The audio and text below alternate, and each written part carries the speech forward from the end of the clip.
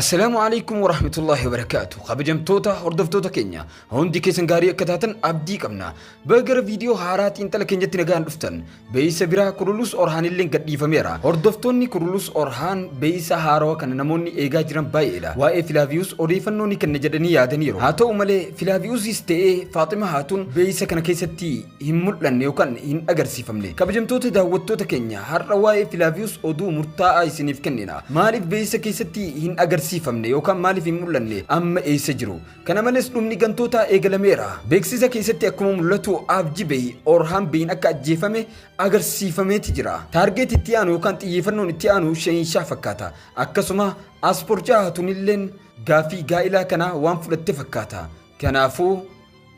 orhaan beeyi fi aspoorchaa hatunilleen dhuguma wal fuudhanii kana baruuf hanga dhumatti viidiyoo kana daawwachuu hin dagatinaa isiniin jenna akkasuma channel Oro Record dibake subscribe godhu hin dagatina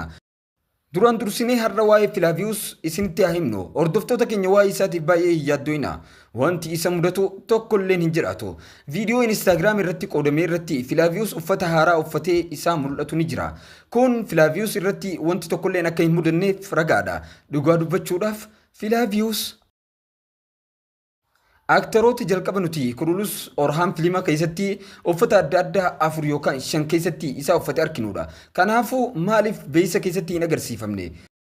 hundi keessan kana beekuu qabdu beeysisni yeroo kana dafeeti gadhiifame sababni isaatis beeysisni biraa yeroo gabaabatti waan gadhiifamuuf yoo ta'u beeysisni sun addatti mul'ataawwan Faaximaa fi Flavius gidduutti jiran qofa kan agarsiisu yookaan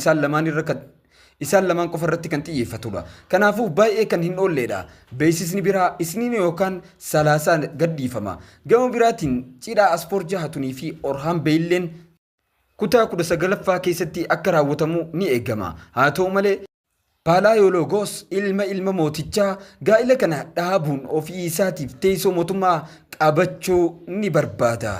Orhaan beey mooticha waliigaltee akka godhe waan beekuuf waliigalteen kun yoo itti fufe Palaayologos mooticha ajjeesee teessoo mootummaa fudhachuu akka hin dandeenye ni amana kabajamtoota daawwattoota keenya dhugumatti taateewwan kana duuba seenaa baay'ee dheeraatu jira hunda isaa asitti yoo isin ibsine viidiyoon kun baay'ee dheeraa ta'a mata duree kana irratti viidiyoo bal'aa yoo barbaaddan koomentii jalatti nuuf barreessaa viidiyoo itti aanutti wal argina amaanaa takka isin bira kaayanna du'aayi keessan keessatti nu hin dagatinaa isinin jenna rabbi irratti amaanaa isin dhiifna nageetti nuuf tura xiinxalli keenya kan guyyaa irraa isa kana fakkaata kanaaf viidiyoo keenya haga ammatti yoo laayikiin godhin laayik akka gootan akkasuma chaanaala Oro Record dibakee subscribe godhachuudhaan mallattoo bilbilaa kana ol irra kaayachuu hin dagatinaa isinin jenna haga viidiyoo biraatiin walitti dachaanutti nagayaan nuuf tura